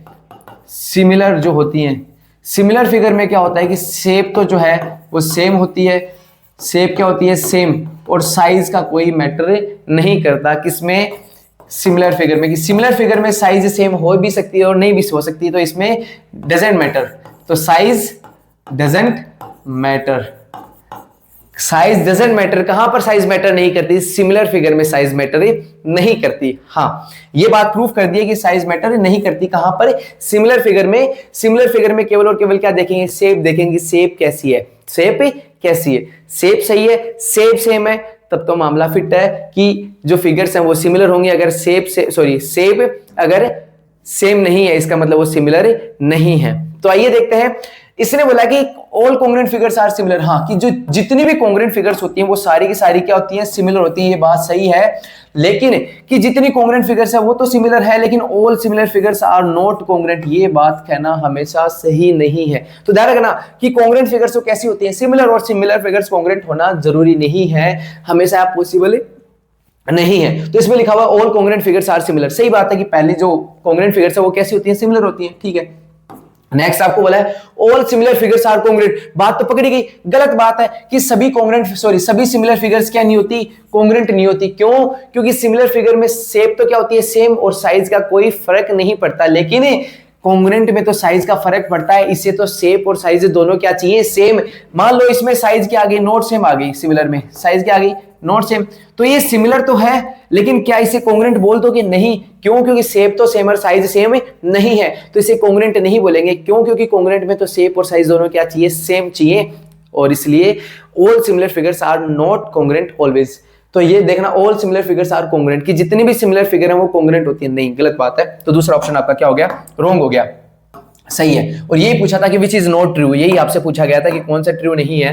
next, given below is a picture showing special type of dart board, कि एक बोर्ड है उसकी पिक्चर आपको दिखाया गया है। The perimeter of the part I, कि आई पार्ट का क्या बताइए, perimeter, quadrant of radius R, जिस जो क्वाड्रेंट है और रेडियस क्या उसकी आर। अगर आपने पहले 11th चैप्टर की मेरी क्लास अगर अच्छे से आपने देखी होगी तो आपने एक बात जरूर गौर की होगी, क्या वो बात ये थी कि मैंने आपको बहुत सिंपल और शॉर्ट में आपको बताया था कि देखो ये आपके पास क्या है, सर्कल है, ठीक है, और ये सर्कल का क्या है, ये तो थोड़ा, ये आपके पास सर्कल है, और ये सर्कल का क्या है, सेंटर, यहां से यहां तक ये इसकी रेडियस आर है, यहां से यहां तक इसकी रेडियस आर है। आपने बोला सर बात तो ठीक है, अगर मान लो मैं यहां से चलना स्टार्ट कर रहा हूं, अगर मान लो मैं यहां से चलना स्टार्ट कर रहा हूं, यहां से, और वापस यहीं पे आ रहा हूं, तो मैंने क्या कवर किया, मैंने इसकी सर्कमफ्रेंस कवर की, और सर्कल की सर्कमफ्रेंस क्या होती है, 2 पाई आर, 2 पाई आर, पूरे सर्कल की सर्कमफ्रेंस क्या होती है, 2 पाई आर। इसमें एक बात लिखी हुई है क्वाड्रेंट, और क्वाड्रेंट का मतलब होता है फोर्थ पार्ट है ऑब्जेक्ट, फोर्थ। क्वाड्रेंट का मतलब होता है आपने किसी भी ऑब्जेक्ट को 4 इक्वल पार्ट में डिवाइड कर दिया। अब ये जो सर्कल है इसका मतलब ये जितना पार्ट उतना ही पार्ट ये, उतना ही पार्ट ये, उतना ही पार्ट ये है। किसी भी ऑब्जेक्ट को, किसी भी आपके पास कोई भी आपके पास ऑब्जेक्ट है और कोई भी फिगर है, उसको 4 इक्वल पार्ट्स में डिवाइड कर देना, उस एक पार्ट को क्वाड्रेंट बोलते हैं। अब ये सर्कल था, इसको कितने 4 इक्वल पार्ट्स में डिवाइड कर दिया, तो ये भी क्वाड्रेंट है, ये भी क्वाड्रेंट है, ये भी क्वाड्रेंट है, और ये भी क्वाड्रेंट है। लेकिन आपको तो बताना है क्वाड्रेंट आई का पेरीमीटर। तो मान लेते हैं ये वाला क्वाड्रेंट आपका आई है, तो आपने बोला सर पूरे सर्कल की जो सर्कमफ्रेंस है वो क्या होती है, 2 पाई आर, पूरे सर्कल की सर्कमफ्रेंस क्या होती है, 2 पाई आर। तो सर हमने तो फोर्थ पार्ट लिया, तो इसको 4 से डिवाइड कर दे क्या, हाँ, तो 2 पाई आर पूरे की है, लेकिन आपने कौन सा, यहां से यहां तक पार्ट लिया है और यहां से यहां तक लिया, तो ये कौन सा पार्ट है इसका, फोर्थ। क्यों? क्योंकि यहां से यहां तक ये इसका सेकंड पार्ट, और यहां से यहां तक ये इसका थर्ड पार्ट, और यहां से यहां तक ये इसका फोर्थ पार्ट, तो 4 पार्ट में डिवाइड हुई। तो अगर 4 से डिवाइड कर दो, है ना, अगर ये यहां से यहां तक ये इस सर्कल का सेंटर था, यहां से यहां तक इसकी रेडियस, यहां से यहां तक इसकी रेडियस। मैंने आपको पहले भी बताया है कि पेरीमीटर का मीन्स होता है कि सम ऑफ ऑल आउटसाइड साइड्स, की बाहर वाली जितनी भी साइड्स हैं उनको ऐड कर दो, क्या आ जाएगा, उसका पेरीमीटर आ जाएगा। तो ये इसका क्या है, आर। तो quadrant, perimeter of A quadrant, perimeter of A quadrant, perimeter of A quadrant, perimeter of A quadrant, आप इसकी क्वाड्रेंट जो है इसकी सभी आउटसाइड वाली साइड्स को ऐड कर दो, तो R plus R, R plus R plus 2 pi R upon 4। तो आपने बोला सर आर प्लस आर तो क्या हो गया, 2 आर हो गया, सही बात है, 2 बन जा 2, 2 2 जा 4, तो ये क्या आ गया, पाई आर अपॉन 2। आपने बोला सर इन दोनों में आर सेम है, कॉमन आ रहा है, तो आर कॉमन ले ले, हाँ ले लो आर, यहां से क्या बच गया, 2 प्लस पाई बाई 2, और ये इसका क्या हो गया आंसर। देखिए कौन सा ऑप्शन है, 2 प्लस पाई बाई 2। आपने बोला सर इसमें कुछ और भी कॉमन ले सकते हैं, वो कॉमन क्या है, 2। देखिए ये आंसर मैच नहीं कर रहा है, इसलिए अपन क्या करेंगे, इसको थोड़ा और सिंप्लीफाई करेंगे।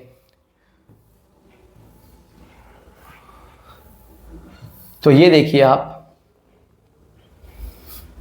आपके पास जो था, आप इसका एलसीएम ले लीजिए, तो इसका एलसीएम क्या आएगा, आपने बोला सर इसका एलसीएम आएगा 2, 2 को 1 से डिवाइड किया 2, 2 2 जा 4 आर, प्लस इसको इरेज कर देते हैं, 2 को 2 से डिवाइड किया 1, और 1 into pi R, pi R. तो आपने बोला सर ऊपर से आर कॉमन आ रहा है, ले लीजिए, आर ऊपर से कॉमन आ गया, अंदर क्या रह गया 4 प्लस से पाई, और नीचे क्या रह गया 2। तो इसका ऑप्शन जो है वो है r अपॉन 2 4 प्लस पाई, और ये कौन से ऑप्शन में है, ये आपके थर्ड ऑप्शन में है कि r upon 2 pi plus 4 units, ये इसका क्वाड्रेंट का क्या होगा, पेरीमीटर होगा। नेक्स्ट, अच्छा नेक्स्ट में दूसरा आ गया, इससे आगे के क्वेश्चन देखते हैं।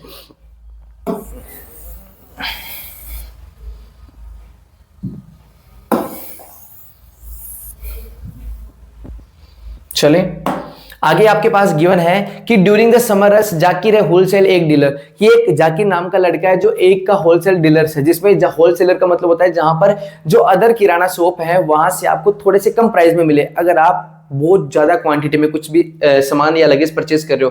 प्रोसीजर है लॉट ऑफ 400 एग्स, कि आपके पास जो टोटल एग्स हैं वो कितने हैं, तो आपके पास जो टोटल एग्स हैं वो कितने हैं 400।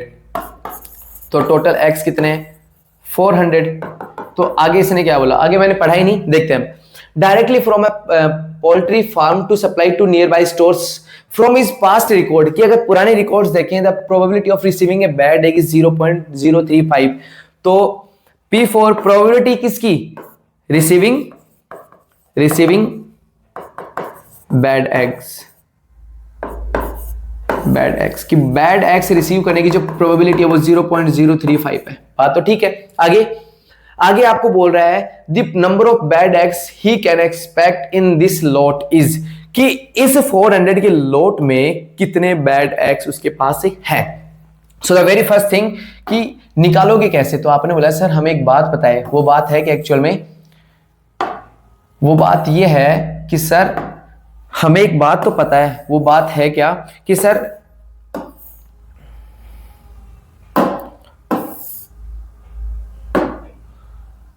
ये आंसर लिख देता हूं R/2 4+P, ठीक है। वो बात ये है कि प्रोबेबिलिटी P4, इसको भी थोड़ा सा इरेज कर देते हैं, कोई काम का नहीं है, आंसर तो आ ही गया है ना। अब देखते हैं, आइए अब, हाँ बात ये थी कि टोटल एक्स 400 है, रिसीविंग बैड एक्स की प्रोबेबिलिटी दे रखी है, तो आपको पता है P4 प्रोबेबिलिटी, और जिसकी भी प्रोबेबिलिटी आप निकाल रहे हो वो मान लेते हैं E, ठीक है। तो आपके पास फॉर्मूला क्या होता है, number of favourable outcomes upon total outcomes, तो आपने बोला सर E4 हमें बैड एग रिसीव होने की प्रोबेबिलिटी निकालनी है, तो मैंने ये जो रिसीविंग बैड एग है इसको E समझ लिया। क्या समझ लिया है, E रिसीविंग बैड एग, कि जो बैड एग है इसे क्या मान लिया, E मान लिया है ना। रिसीविंग बैड एग्स ये E है, और इसकी जो प्रोबेबिलिटी है PE वो कितनी दे रखी है 0.035। तो इसका मतलब E जो है वो क्या है, E जो है आपके पास वो क्या है, मैं यहां लिख देता हूं PE, और E का मतलब क्या है 0.035, और यहां से इसको इरेज कर देता हूं ना। तो ये जो E है इसे मैंने क्या समझा कि जिसका भी मुझे आंसर निकालना था मैंने उसे E कंसिडर कर लिया। तो E4 है रिसीविंग बैड एग्स, की खराब अंडा या गला हुआ अंडा निकालने की, या जो भी कुछ भी, मैं तो खाता नहीं तो मुझे पता नहीं, तो बैड एग्स का मतलब कुछ टूटा फूटा निकल जाएगा इसका। तो बैड एग निकलने की जो प्रोबेबिलिटी है वो क्या है 0.035। तो यहां पर जो है बैड एग निकलने की प्रोबेबिलिटी क्या है 0.035 into number of favourable outcomes, की बैड एग एक्चुअल में है कितने, तो इस नंबर ऑफ फेवरेबल आउटकम्स की जगह मैं लिख देता हूं नंबर ऑफ बैड एग्स, और टोटल आउटकम्स की जगह लिख देता हूं मैं टोटल एग्स, है ना, इसकी जगह लिख देता हूं टोटल एग्स। तो ये फॉर्मूला बन गया कि probability of receiving bad egg equals to number of bad eggs upon total eggs. तो रिसीविंग बैड एग्स की प्रोबेबिलिटी है नंबर ऑफ बैड एग्स, मुझे पता नहीं है, वो मुझे फाइंड आउट करने हैं बैड एग्स, और अपॉन में क्या है 400। तो आप इनको क्रॉस मल्टीप्लाई कर दीजिए। तो नंबर ऑफ बैड एग्स को 1 से मल्टीप्लाई किया तो क्या आएगा, तो आपने बोला sir number of bad eggs को मल्टीप्लाई करेंगे 1 से, तो क्या जाएगा, नंबर ऑफ बैड एग्स ही आएगा। तो number of bad eggs equals to 0.035 multiply 400। तो आपने बोला सर पॉइंट के बाद जो है वो यहाँ पर 3 डिजिट है, तो पॉइंट हटा दो, पॉइंट हटाओगे, पॉइंट के बाद 3 डिजिट है, तो 1 के आगे कितने जीरो लगा, तो 3 जीरो लगा, तो 2 0 से 2 0 कैंसिल, सही बात है। 35 को 4 से मल्टीप्लाई कीजिए तो क्या आएगा, 35 2 जा 70, 70 2 जा 140, और 140 अपॉन 4 सॉरी, तो 0 से 0 कैंसिल। तो 14 जो है आपके पास एक्स है वो क्या है, बैड एक्स है, यानी आपके पास जो टोटल 400 एग्स थे उनमें से इतने एग्स आपके पास क्या है, बैड है, और जो बच गए वो गुड है। मींस आपके पास जो गुड एग्स हैं, जो गुड एग्स आपके पास हैं वो क्या हो जाएंगे, 386 हो जाएंगे, ठीक है। और आपसे ये भी पूछा जा सकता था कि गुड एग निकलने की प्रोबेबिलिटी क्या होगी, तो 386 अपॉन 400 ये गुड एग्स की क्या होगी, प्रोबेबिलिटी होगी, ठीक है। आंसर देखते हैं, अपना आंसर आया 14 बैड एग्स। तो देखते हैं आंसर क्या है इसका। हाँ, तो आपके पास ऑप्शन है, option number be bad eggs. देखिए नेक्स्ट, इसमें गिवन है from A pack of 52 playing cards कि आपके पास कितने प्लेइंग कार्ड्स है 52। तो आपने बोला सर अपने पास जो कार्ड्स हैं, अपने पास जो कार्ड है वो कितने हैं 52। तो आपके पास जो प्लेइंग कार्ड्स हैं वो है 52। नेक्स्ट आपके पास बोला गया है playing card jack queen king and aces. तो ये बोल रहा है कि jack queen king and aces किसके, अब ये नहीं पता किसके, ऑफ रेड कलर की, रेड कलर की ये जो कार्ड्स हैं, इतना आगे देखते हैं आगे क्या है, रेड कलर के जैक क्वीन किंग एस। अब आपको पता है रेड कलर में दो कलर आते हैं, पहला जो कलर आता है वो क्या आता है आपका हर्ट आता है ना ये, और दूसरा जो आता है आपको आता है डायमंड। ये दोनों ही कैसे होते हैं, रेड होते हैं। आप चाहो तो मैं इनको बना के भी दिखा सकता हूं आपको। तो ये तो आपका हो गया हर्ट, ठीक है, और ये जो है आपका हो गया डायमंड। तो ये भी कैसा होता है, तो इसका मतलब जैक, एक जैक तो किसका हो गया हर्ट का, और एक क्वीन हो गई, और एक ये जैक हो गया, ये क्वीन हो गई, ये किंग हो गया एक, और एक इसका क्या हो गया एस हो गया। सेम ऐसी एक जैक इसका, एक क्वीन इसकी, एक किंग इसका, और एक एस इसका। तो टोटल कितने रेड हो गए, तो 4 और 4 8। It means red jack queen king और एस कितने हो गए 8 हो गए। कितने हो गए 8। आगे देखते हैं, ये तो मैंने आपको समझाने के लिए बताया, थोड़ा सा पूछा गया वो नहीं पता। फिर बोल रहा है from the remaining A card is drawn. अब इनको हटा दो, अब जितने कार्ड बच गए उनमें से कार्ड निकालना है। टोटल कार्ड्स कितने थे 52, और 52 में से आपने हटाए कितने 8। तो आपने अगर 52 में से 8 कार्ड रिमूव कर दिए तो आपके पास कार्ड कितने बच गए, टोटल 44 बच गए। अब आगे बोल रहा है कि the probability of the card drawn is red card. अब बोल रहा है कि क्या बोला, from the remaining A card is drawn, कि जितने कार्ड बचेंगे उनमें से क्या निकालना है आपको, एक कार्ड निकालना है। The probability that the card drawn is a red card. अब जो कार्ड आप निकाल रहे हो उनमें से एक कार्ड जो आपने निकाला वो रेड होगा, इसकी प्रोबेबिलिटी एक्चुअल में है क्या, तो वो आपसे पूछा है। तो देखो आपने बोला कि सर हमारे पास अभी कार्ड्स कितने एक्चुअल में 44 कार्ड्स हैं, और उनमें से क्या निकालना है आपको। आपने बोला कि 52 प्लेइंग कार्ड्स हैं और उनमें से आपने रेड कलर के ये रिमूव कर दिए, तो आपके पास कार्ड्स बच गए 44। From the remaining A card is drawn, कि अब जो बच गए उनमें से कार्ड निकालना है। तो मुझे एक बात बताओ, बच गए कितने 44 में से कार्ड निकालना है। अब आपके पास इसमें यहां से 2 से लेके 10 तक के कार्ड बच गए, इसमें भी 2 से लेके कितने कार्ड बच गए 10 तक के, बचे कि नहीं बचे। तो आपने बोला 2 3 4 5 6 7 8 9, कितने कार्ड बच गए 1 2 3 4 5 6 7 8 9। सेम ऐसे 9 इसमें, तो टोटल रेड कार्ड कितने आपके पास 18। तो रेड कार्ड्स जो है वो तो कितने हो गए 18, रेड कार्ड्स हो गए 18। और टोटल बचे हुए कार्ड्स आपके पास कितने थे, टोटल कार्ड्स कितने हो गए आपके पास है 44। तो रेड कार्ड निकालने की प्रोबेबिलिटी, रेड कार्ड है 18, टोटल कार्ड है 44, तो इसकी प्रोबेबिलिटी क्या हो गई, प्रोबेबिलिटी हो गई, आप इसको किससे डिवाइड कर दीजिए 2 से, तो 2 से इसको करोगे 9 और इसको करोगे 22, तो 9/22, और ये आपका ऑप्शन है डी। देखिए नेक्स्ट, तो इसे थोड़ा सा ठीक है। अब देखिए next, for the following distribution, आपके पास कुछ डिस्ट्रीब्यूशन है। The sum of the lower limit of the median, कि मीडियन की तो लोअर लिमिट, मीडियन की तो क्या, मीडियन की तो लोअर लिमिट, मीडियन की होगी lower limit LL, lower limit, ठीक है। और मोड की, और मोड की आपको बोला है sorry, the sum of the lower limit of the median and modal class, और मॉडल क्लास की भी क्या लेनी है आपको, लोअर लिमिट लेनी है। तो ये दोनों, ये भी लोअर लिमिट, ये भी लोअर लिमिट आपको चाहिए। तो पहली बात, मॉडल क्लास एक्चुअल में होती क्या है, तो आपने बोला सर सबसे बिगेस्ट या सबसे लार्जेस्ट फ्रीक्वेंसी देखिए आप, सबसे लार्जेस्ट फ्रीक्वेंसी जो है इसमें 20 है। इसका मतलब इसको आप क्या बोलोगे, मॉडल क्लास बोलोगे। जो सबसे बड़ी वाली फ्रीक्वेंसी है उसे अपन बोलते हैं मॉडल क्लास। क्या बोलते हैं, मॉडल क्लास, इससे अपन बोलते हैं model class, model class MC, model class, ठीक है। तो मॉडल क्लास की जो लोअर लिमिट है वो क्या आ गई 15। तो मॉडल क्लास जो है, मॉडल क्लास की लोअर लिमिट आ गई 15। नेक्स्ट, अब आपको तो लोअर लिमिट मीडियन क्लास की भी चाहिए। मीडियन क्लास की लोअर लिमिट निकालेंगे कैसे, तो आपने बोला सर मॉडल क्लास की लोअर लिमिट निकालने के लिए सर हमें क्या करना पड़ेगा, CF निकालना पड़ेगा, क्यूमुलेटिव फ्रीक्वेंसी निकालनी पड़ेगी। तो CF क्यूमुलेटिव फ्रीक्वेंसी, तो आपने बोला सर 10 की जगह 10, 10 + 15 25, 25 + 12 है 37 और ये 57 और 9 65, ठीक है, या 60 ज्यादा होंगे। 10 15 25 और 10 35, तो 37 और 57 और ये थोड़ा सा मिस्टेक हो गया, ये 66 आएंगे, है ना। 66। तो इट मींस इन सभी फ्रीक्वेंसीज का सम क्या है 66। और आपको पता भी है कि जो फ्रीक्वेंसीज का सम आता है समेशन एफ आई, और उसे अपन बोलते हैं एन, और ये जो एन है वो कितना है आपके पास 66 है। और आपको पता है कि मीडियन निकालने का जो फॉर्मूला है, मीडियन निकालने का जो फॉर्मूला है वो क्या होता है, L plus N upon 2 minus C F upon F और इंटू एच। ये किसका फॉर्मूला होता है, मीडियन निकालने का फॉर्मूला होता है। तो आपने बोला सर बात तो सही बोल रहे हो, हाँ बात तो सही बोल रहा हूं। अब आपको पता है कि n बाई टू, n की वैल्यू है 66, तो n बाई टू की वैल्यू होगी 33। बात तो ये भी ठीक है सर। अब आप जो है वो 33 देखिए, 33 से जस्ट बड़ा नंबर किसमें देखिए, क्युमुलेटिव फ्रीक्वेंसी में। 33 से जस्ट बड़ा नंबर है 37, तो ये आपका जो हो गया, ये हो गया मीडियन क्लास। और मीडियन क्लास की लोअर लिमिट क्या है 10।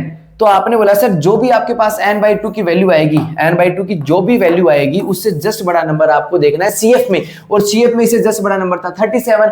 तो ये आपकी जो 37 वाली है थर्ड रो जो है ये आपकी मीडियन क्लास हो जाएगी, और मीडियन क्लास हो गई तो इसकी लोअर लिमिट है 10। तो मीडियन क्लास की लोअर लिमिट आ गई 10, और इन दोनों का सम हो जाएगा 10 प्लस 15 25। तो इट मींस आपका आंसर क्या हो गया 25। नेक्स्ट आपको बोल रहा है कि एसेशन रीजन गिवन है, if two identical solid cube of side 7, कि दो आइडेंटिकल क्यूब है आपके पास जिनकी साइड क्या है 7, are joined end to end, की एक क्यूब के ऊपर दूसरा क्यूब आपने क्या करवा दिया, ज्वाइन करवा दिया। तो पहले मैं इतना ही करता हूं कि एक क्यूब के ऊपर क्या बना देता हूं, दूसरा क्यूब बना देता हूं। तो कलर हाँ ये लीजिए और ये लीजिए, तो ये एक क्यूब हो गया, ये दूसरा क्यूब हो गया, ठीक है। और ये एंड टू एंड ज्वाइन करवा दिए, इसको इससे, इसको इससे, और इसको इससे, और इसको इससे। नेक्स्ट एंड टू एंड इस एक के ऊपर दूसरा ज्वाइन करवा दिया, ठीक है। तो मैं इसी को थोड़ा नीचे ले लेता हूं ताकि आपको समझ में आ जाए कि दूसरा कैसे बना। तो इसके ऊपर ही आपको क्या ड्रॉ करना है, दूसरा ड्रॉ करना है, ठीक है। मैं स्ट्रेट लाइन ही कंसिडर कर लेता हूं यहां से, अच्छा कि है ना।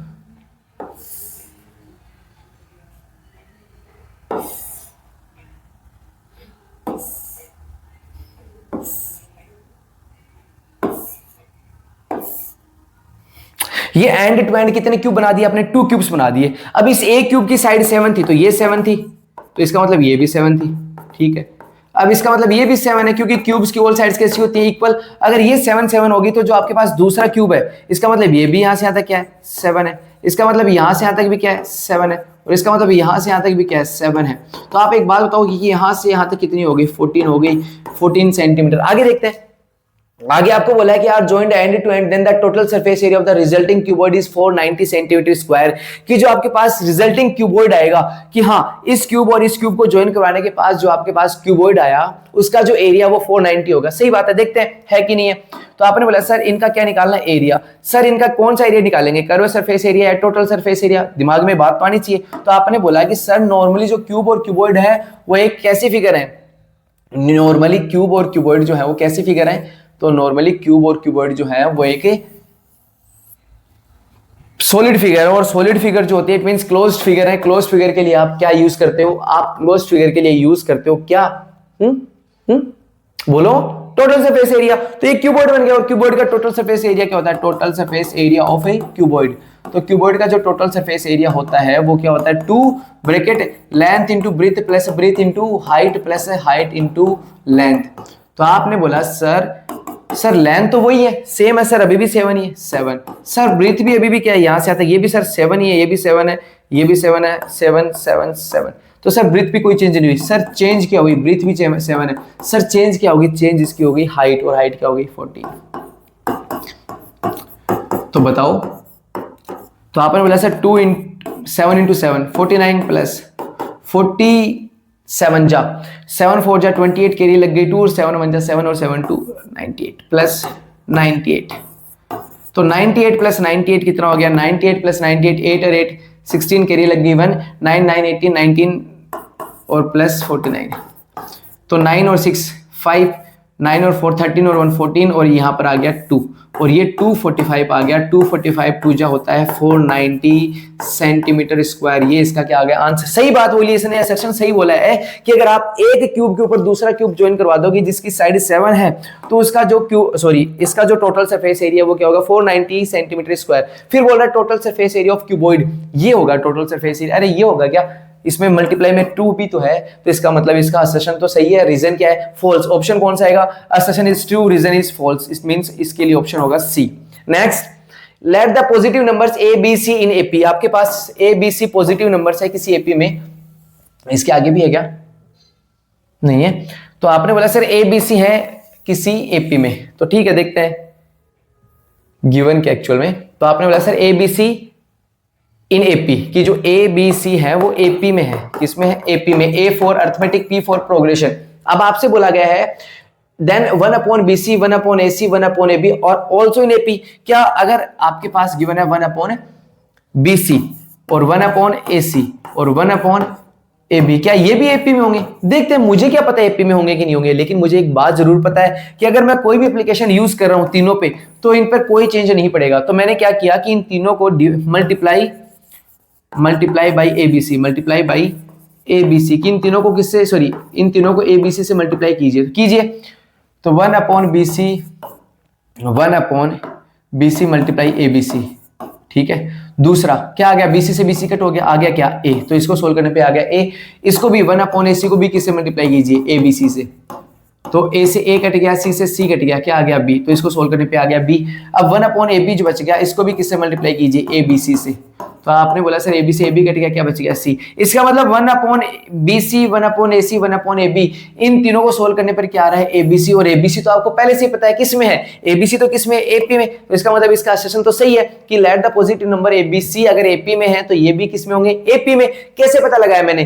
तीनों को इसको इन तीनों को एबीसी से क्या कर दिया? मल्टीप्लाई। तो इसका मतलब एबीसी एपी में है तो ये भी किस में होंगे? एबी में, एपी में। असर्शन सही है इसका। Result, if each term of the given AP is